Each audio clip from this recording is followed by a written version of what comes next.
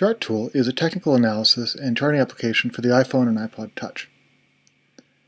We're going to use this simulator here to do a three-part tutorial that will take you from basic operation through advanced features. When you first load the app, you see a page that shows you a bunch of little colored buttons here, and that allows you to choose the background color of the screen. Choosing bright orange like this is really great when you want to see charts outdoors. It fights the glare.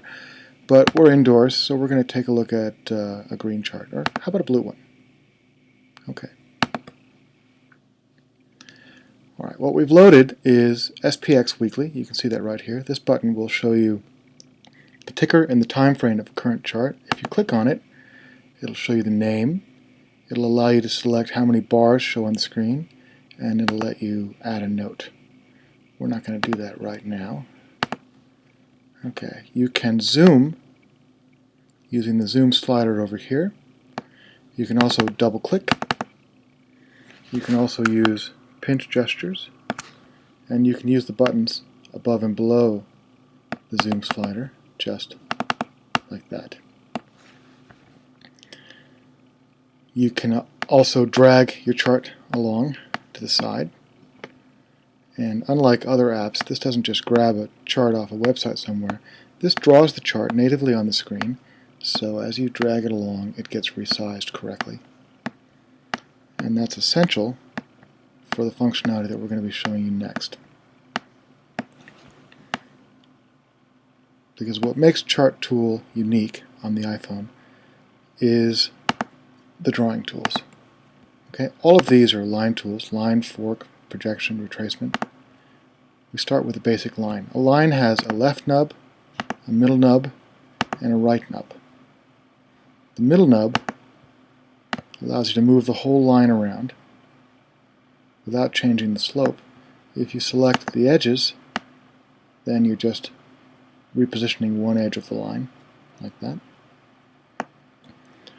There's a grabbing box around the nub that allows you, so you don't have to put your finger over the line. You can put your finger over here, and that allows you to see what you're doing to position things. Now, let's say we want to be very precise, so we'll click Snap To over here, and that puts up a different display.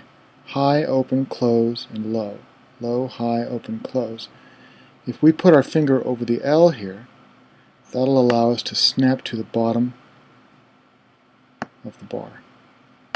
Okay? Let's do the same thing over here. We're going to choose Snap To, put our finger on low, and snap to the bottom of this. Okay? Then we'll click on Extend to extend the line forward. So now we've extended the line outward. Now, what we'll do is we'll clone this line, and that gives us a new line with the same slope. Okay, let's select the new one and drag it over here. We'll drag it right here. Okay. So that's how you use basic lines. You can delete the line, and that's what we're going to do. Now, fork, let's zoom out a little bit so we can have something to work with. Okay, we're going to put a fork right here. So let's zoom in now, because this is where the fork is going to go. We're going to put our fork tool on the screen. The baseline of the fork right here is what has the selection tools. There's also the fork anchor over here that has a selection tool of its own. So we're going to position our fork. The thing about all lines in Chart Tool is that they have a dedicated left and right side. So you can't switch sides. This won't let you, for example, see, it won't let you push the right side past the left. So if you want to have a fork that slopes down, you have to push the left side over, like that. Our fork slopes up, so it's not going to be an issue. So let's go ahead and click Snap To, and snap to the bottom, like that. Okay, we're going to use Snap To here. We use Snap To a lot, especially with forks. With forks, it's really important to be very precise. Okay. Right there. Okay.